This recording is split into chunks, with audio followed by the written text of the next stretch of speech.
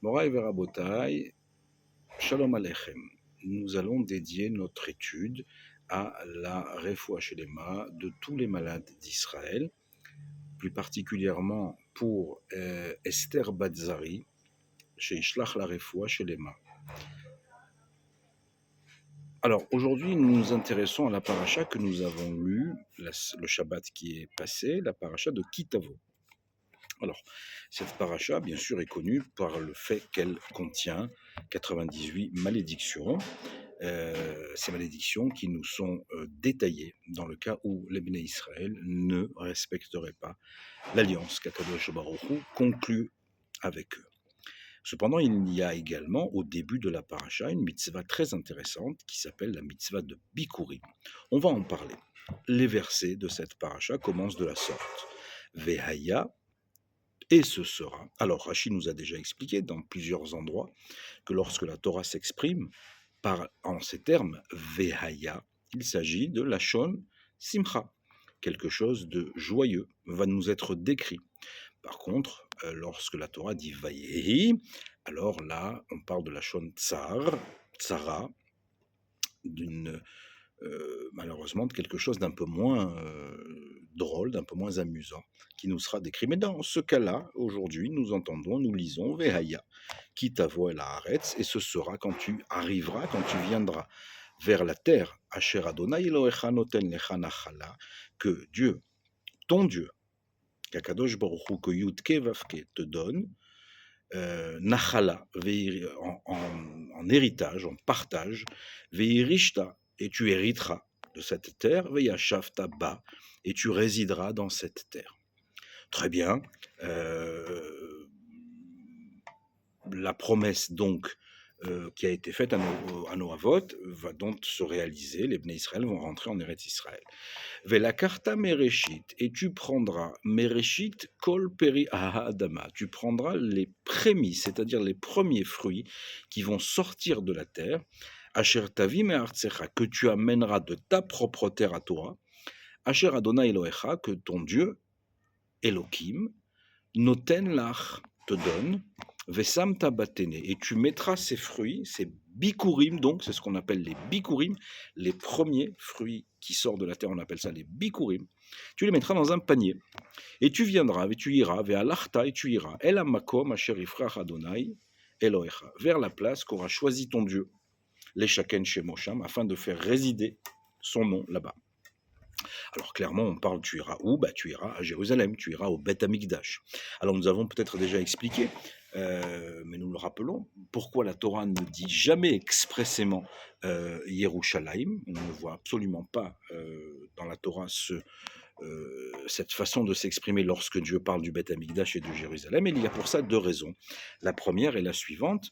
Si la Torah avait révélé à ce moment-là l'endroit où Akadosh Baruch Hu souhaite résider, eh bien, il est évident que les Umot Haolam, les nations, comprenant l'importance de cet endroit, auraient voulu nous le prendre. D'ailleurs, nous pouvons le voir que depuis que nous avons pris la terre d'Israël, que nous avons reçu en héritage la terre d'Israël, eh bien, les nations n'ont de cesse que de nous récupérer et de revendiquer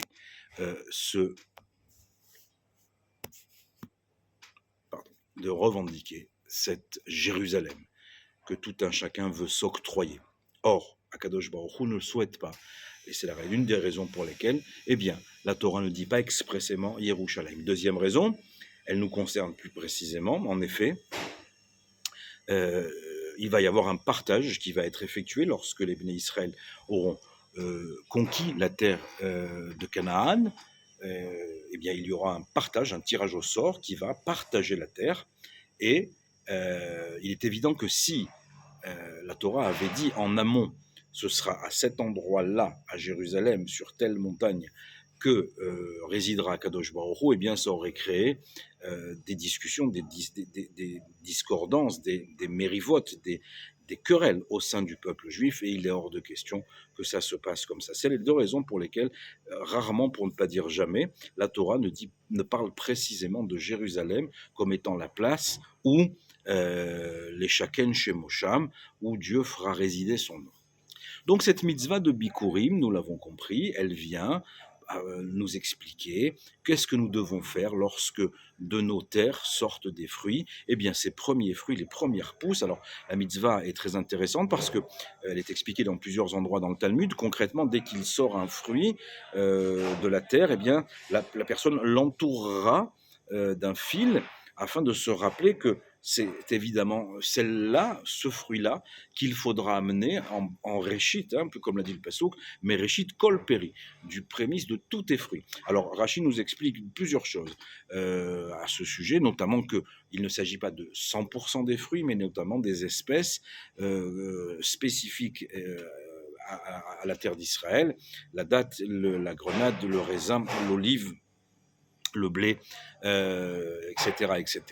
Donc ce sont de ces espèces-là, l'orge, ce sont de ces espèces-là dont nous parle ici la Torah, et dans plusieurs endroits également dans le Talmud, on nous souligne de quelles espèces on parle. Donc de ces espèces-là, il faudra amener au Beth Amikdash. Alors le passouk poursuit, El Kohen, ou Vata El Kohen, passouk Gimel, et tu iras au Kohen, au prêtre, Asher Iye Bayamimahem, qui sera le prêtre de ces jours-là. Là aussi, il y a beaucoup à dire, mais ce n'est pas le sujet d'aujourd'hui. Va à Martha et là, et tu lui diras, Higadti ayom l'Adonai Elohecha, qui bâti el haaretz. Alors, je ne vais pas tout vous lire parce que c'est extrêmement étonnant, mais la Torah nous demande donc de réciter une espèce de texte qui va rappeler, qui va remonter, qui va rappeler tout ce qu'Akadosh Baruch Hu a fait au peuple juif, jusqu'à Yaakov qui fut maltraité par Lavan, jusqu'à la sortie d'Égypte, en passant par tous les miracles et les moftim, et comment Hachem nous a sortis avec un bras puissant d'Eretz Mitzrayim.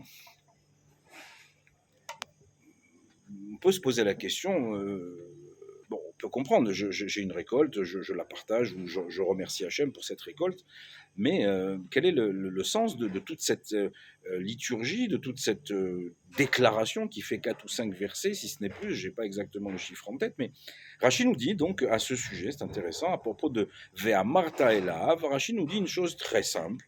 Eh bien, en disant tout cela, tu prouves et tu vas montrer à Kadosh Baruch Hu que tu n'es pas un ingrat. Kafouy Tova, dans les mots de Rashi, Vea Martha Elav, ou Be'amirazo, Ata Megale Da'atra She'encha Kafouy Tova. Oui. Et là, Taba Leodot la Kadosh Baruch Hu, la Haaretz HaTova, Shanatan Lach. Rashi ramène ça au nom du Gourarié. Le Gourarié ramène ça d'après Rashi. Et en tout cas, il y a quelque chose d'intéressant, c'est que ici, en disant cela, tu montres à Hachem que tu n'es pas un ingrat, que tu te rappelles, que tu reconnais que de tous les bienfaits qu'Akadosh Baruch Hu t'a donné jusqu'ici. Alors, il y a une autre preuve à cela, c'est la juxtaposition du début de cette paracha de Kitavo avec le maftir de la paracha de Kitetse. En effet, le maftir de la paracha de Kitetse nous parle de quoi ? Rappelle-toi ce qu'a fait Amalek. Alors, rapidement, les Bnei Israël sortent d'Égypte. Rapidement, Amalek décide, contre toute logique, d'attaquer Israël, de le détruire, alors qu'il sait pertinemment qu'il court à sa fin. Voilà un peuple d'esclaves qui vient de mettre à genoux la plus grande puissance du monde à ce moment-là. Amalek ne se démonte pas et décide d'aller attaquer Israël. Donc il perdra, Akadosh Baruch Hu donnera la victoire à Bnei Israël par le biais de Moshe Rabbeinu qui va lever et baisser ses mains. Tout le monde connaît ces psukim. Quelle est la raison pour laquelle il y a cette juxtaposition qui est faite entre deux parachiotes qui apparemment n'ont rien à voir l'une avec l'autre? Eh bien, nous revenons à ce que Rachid nous a dit, à savoir Kafouy Tova, ingrat. Les Bnei Israël ont dit Haïm Hachem Bekir Benu. Au moment où ils sortent d'Égypte et ils entament leur pérégrination dans le désert, pour aller vers le mont Sinaï, ils ont une inquiétude.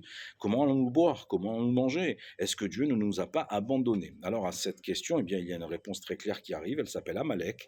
Et les Bnei Israël vont être ingrats à ce moment-là.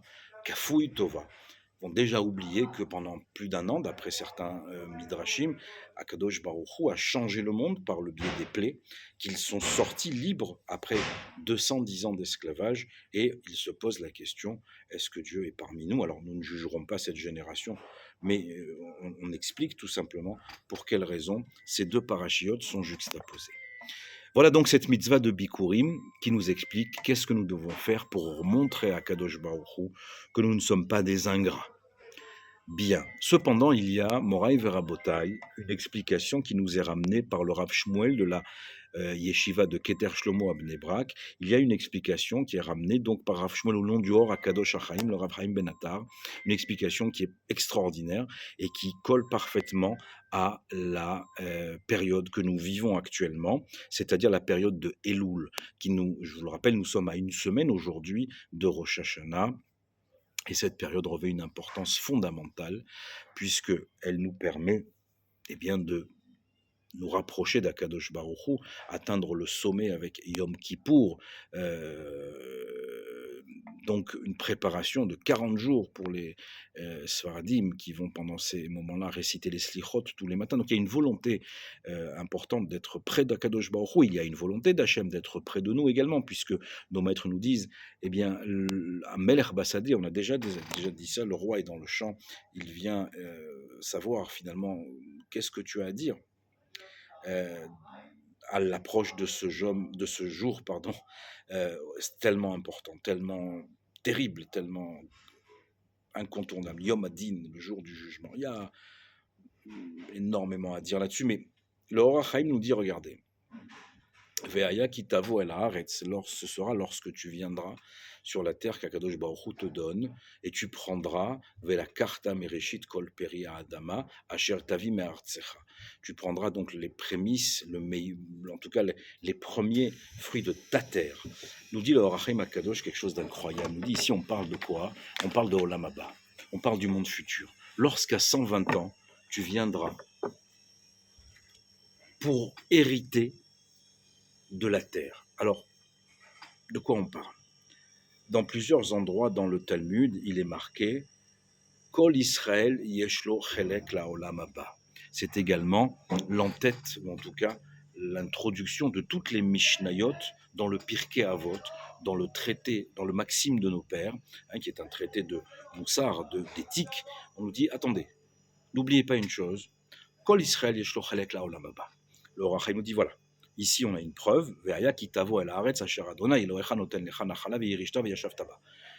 Tu as le droit au monde futur. Alors ici, on ne donne pas, bien sûr, un semblant pour faire n'importe quoi, mais en tout cas, Kol Israël shochalek laolam haba. Très bonne nouvelle. Vela karta mereshit kol peri adama me'artzecha. Et tu prendras. Alors qu'est-ce que c'est que ce sont? Quels sont ces bikurim que nous allons amener à 120 ans? Immédiatement, nous avons envie de dire qu'il s'agit des mitzvot que nous aurons accomplis dans ce monde-là. Oui et non. Oui, parce que si tu ne les fais pas, c'est un problème. Mais n'oublions pas qu'une mitzvah, dans les mots, il s'agit d'un commandement. Est-ce que, alors pardonnez-moi la comparaison, les Avdil ben Kodesh Lechol, mais est-ce que nous avons vu un policier nous féliciter ou nous donner une récompense parce que nous nous sommes arrêtés au feu rouge? Non. C'est une obligation, c'est un commandement, tu dois t'arrêter au feu rouge. Très bien. Donc, lorsque tu fais tes mitzvot, les 613 mitzvot, celles que tu peux faire et celles que tu ne peux pas faire, comment tu fais à ce moment-là? Eh bien, il est écrit dans la prière du matin, dis-les, étudie, par exemple, nous allons commencer le traité de Zevachim, qui traite des korbanot, entre autres, à partir de mardi prochain dans le Daf Yomi. Pour ceux qui font le Daf Yomi, nous ne pouvons pas amener de korbanot, nous n'avons pas de Beth Amikdash. Alors comment nous allons être dans la capacité d'appliquer ce commandement? Eh bien, Kadosh Baruch Hu, ne t'inquiète pas, étudie les lois de Svachim, de Choulin, de Horayot, que nous avons fini pour ceux qui l'ont étudié la semaine dernière, et je te compterai, comme c'est extraordinaire, je te compterai comme si tu les avais fait. Très bien, alors de quel bikurim nous parle la Torah lorsque nous regardons à travers le prisme du Or HaChaim, à Kadosh, le Rav Chaim Ben Attar, qu'est-ce que nous pouvons amener de plus que les mitzvot que Dieu nous a demandé de faire? Eh bien, il y a quelque chose d'important dans les psukim que nous avons lus ici. Il est écrit au pasuk bet, donc dans la continuité, Vesamta batene, ve'alarta el hamakom asher yifrach Adonai Elohecha leshaken shomo sham, et tu mettras ces fruits dans un panier, et tu iras dans l'endroit que Dieu a choisi pour toi. Ce panier, la valeur numérique du mot batene, c'est 62, bet c'est 2, Tet c'est 9, Nun c'est 50, et Aleph c'est 1. Au total, ça fait 62. 62 comme le nombre de traités qui existent dans la Torah orale. Et oui, c'est bien de ton étude dont il s'agit. Ce que tu apporteras à 120 ans, ce sont les chidushim, les nouveautés que tu as trouvées dans l'étude de la Torah. Quelle est ta Torah? À 120 ans, Akadosh Baruch Hu nous dit dans le traité de Shabbat et dans le traité de Sanhedrin, as-tu fixé des moments d'étude? Oui ou non? Et qu'est-ce que tu as trouvé dans ces moments d'étude? Quels sont ces bikurim que tu m'amènes? Quelles sont ces prémices que je t'ai permis de trouver pendant les 120 ans que je t'ai accordés? On doit arriver à 120 ans, Ezrat Hashem, avec des prémices, avec des bikurim qui émaneront de Artsecha, de ma terre, de ma Torah. Qu'est-ce que j'ai trouvé dans la Torah d'Hachem de nouveau à mes yeux? Et grâce à cela, ce Yesh, l'école Israël Yesh Chelek Ba'olam Haba, la Olam Haba, très bien, mais grâce à cela, Kadosh Baruch Hu va te donner un Chelek.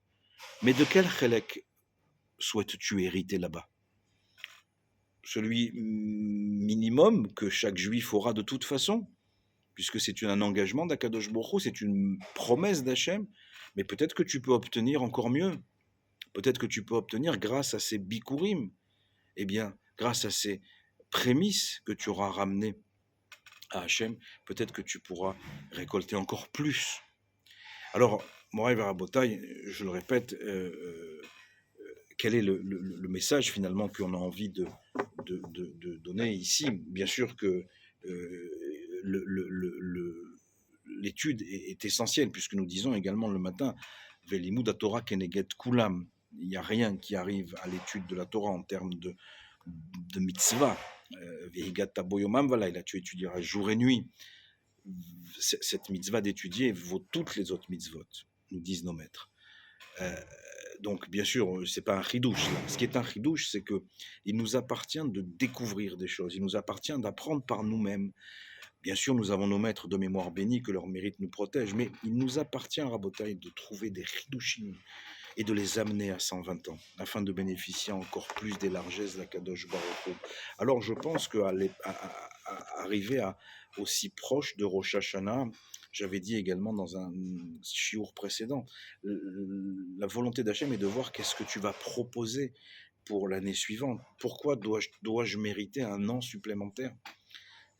Alors bien sûr, il est important de prendre sur soi, plusieurs de nos maîtres nous l'ont dit, c'est important de prendre sur soi chaque année un peu plus. Alors il ne s'agit pas de vouloir prendre tellement de choses qu'il soit impossible à tenir, parce que on va se parler franchement, on est tous les mêmes, on est très très très très haut à Yom Kippour et on est prêt à dire Narase Venishma, et c'est normal et c'est tant mieux comme ça, mais peut-être une seule chose plus simple à réaliser, plus petite, plus accessible, que nous pourrons tenir, eh bien permettra à dire à Hachem, oui, alors bien sûr que je te donne une année supplémentaire, parce que cette chose-là, tu vas la tenir. Et pourquoi pas trouver un hidouche? Pourquoi pas s'engager à étudier, à dire à Kadosh Baruch Hu, écoute, aide-moi, cette année, je prends sur moi d'étudier. Une demi-heure par semaine, une demi-heure par jour. Verroulé. Prenons des engagements dans l'étude qui nous permettront d'amener ces bikurim à 120 ans. C'est long 120 ans, mais c'est court en même temps. Alors, je souhaite que nous puissions mériter d'avoir des bikurim à amener à 120 ans, qu'Akadosh Baruch Hu nous accorde cette année supplémentaire et que nous entendions les meilleures nouvelles possibles, que nous puissions connaître rapidement notre délivrance totale et finale. Amen Kenye Ratzon.